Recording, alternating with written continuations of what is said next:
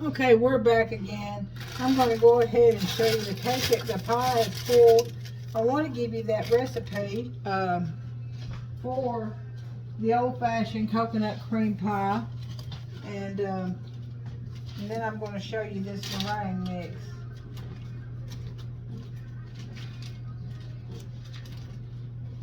Okay, the old-fashioned meringue, it says 2/3 cup of sugar, 1/4 cup of cornstarch, and sometimes I give a little bit more than that. 2 cups of milk, 3 egg yolks, and of course I use egg beaters because I like it a little bit healthy. And then you want to use a cup of sweetened shredded coconut, 2 tablespoons of butter, and 1/2 teaspoon of vanilla. Now that's the recipe. If you need that again, and of course I tweak mine. I say always tweak it, make it your own, and it's always better when you do a little something different from somebody else. Now I'm going to go ahead and show you how to make this magic meringue. I'll show you this package. You can get that at Walmart, or you can order it off of Amazon, and this one is from Lawrence Foods.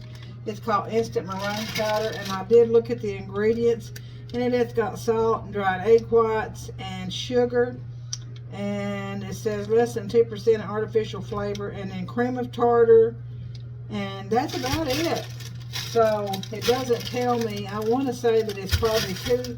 If you do, I'm going to do a 1.5 cups. A lot of people like that big meringue, and this is almost like a marshmallow texture, and it's a lot easier for me and a lot better for people who are on egg restricted diets or whatever. So that's 1 cup, and I'm going to do 1.5 cups because I had a whole lot of meringue that me and my daughter, we had to sop the bowl and get rid of that, because you can't, this is one thing you can't keep. You could probably make some of those meringue cookies, I guess. So that's there. And I'm going to start out, and you have to put cold water. I'm going to start out with 1.5 cups of cold water, and we're going to see how that works. And you want to put this in there before you put it in your KitchenAid, because if you don't, then it's going to be a little bit messy. And I'm going to leave some of that water right there, and I'm going to set this over here. Okay, and then I'm going to put my, I hope you can see a little bit better. I'm trying to do this camera on a pivot. I'll let you see that cake, that pie right there too. There you go. And then I'm going to put you back over here on Miss Daisy.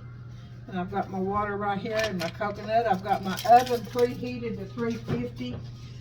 Sometimes turn it up to 375 if I'm in a hurry. Make sure you lock your mixer in. I've got this, and I'm going to put this on high speed. Then I'm going to turn it up just a little bit more.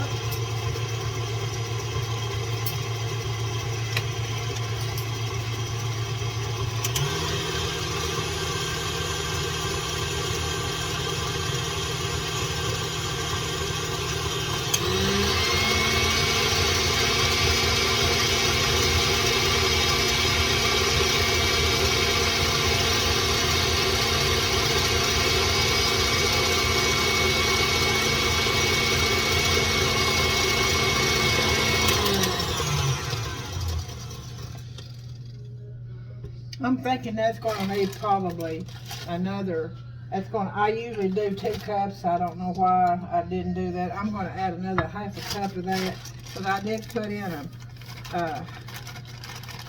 1.5 cups of water. So I'm going to put about 1/2 cup more of that in there. But it's a little bit thin. But we're going to add to that. And then we could always add more water if we need to.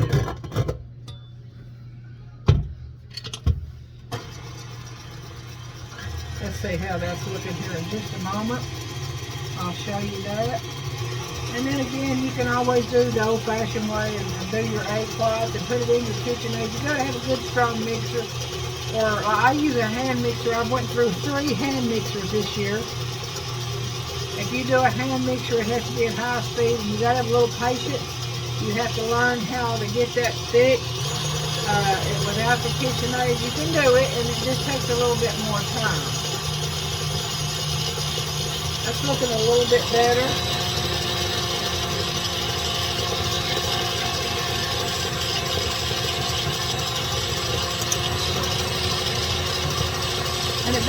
but a few minutes when you're doing it this way. It looks like it's almost to that consistency. Let's try that. Now see that right there? That almost looks like a marshmallow cream. We're going to get that off of there. All that, as Miss Gant says, all that goody. And it's a real good thickness on that.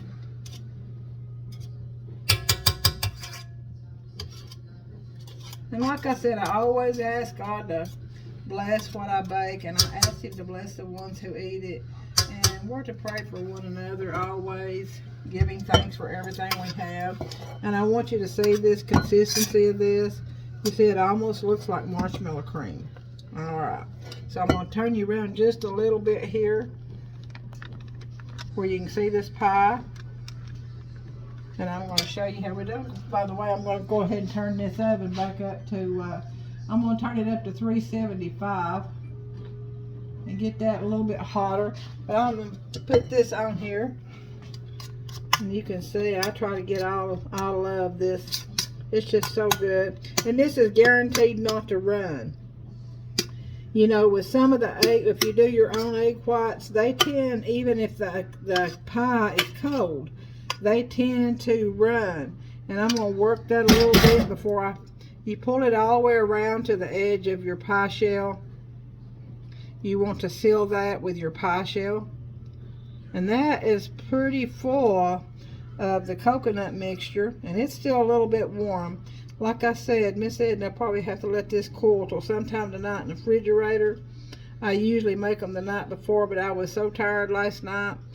And I did get one pie made last night, and it was for another lady. Her name is Bonnie, and she got the banana pudding also. And one of my son's acquaintances and friend, neighbor. And so we're going to work that around the edges first, making sure all the edges are sealed with your egg white, your meringue. And you can see that inside is still a little bit warm. This is going to have to go in the refrigerator a while. And that's the reason, if you're going to make one, it probably needs to be, the pie usually be made of the night before. And I always, when I get it made and get it cooled a little bit on the outside, I put a piece of wax paper on top to keep it from getting that, I don't like that it's like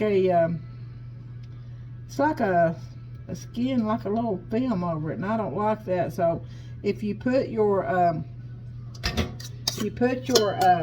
wax paper on top, then it keeps it from making that film on top.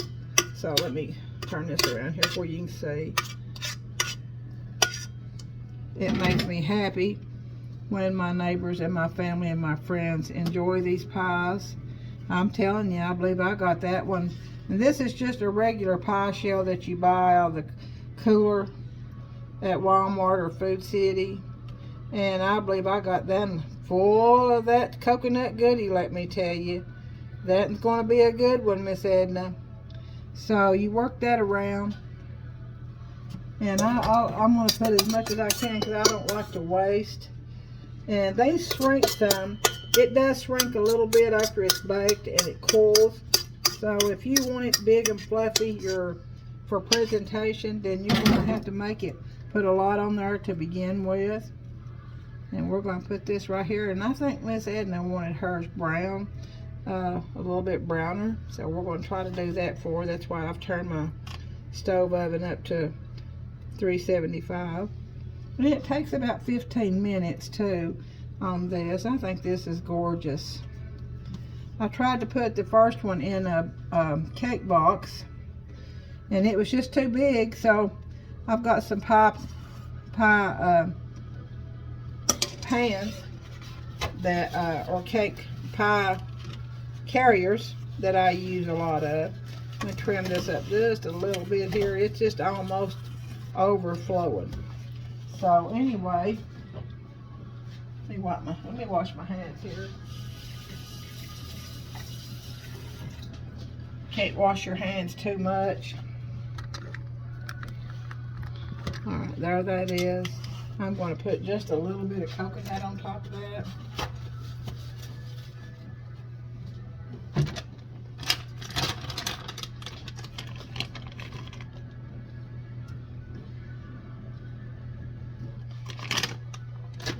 to watch it because I don't want the coconut to burn. So I'm going to get this in the oven. I may ought to put a pan in here.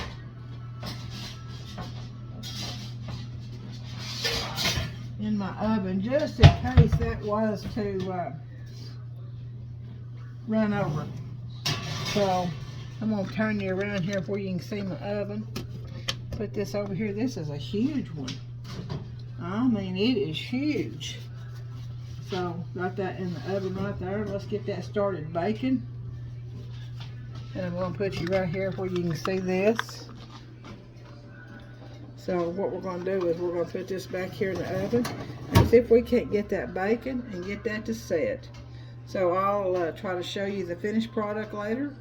Alright, and that's a shout out to Miss Egna and to Miss Bonnie. These are your coconut cream pies. Thank you so much.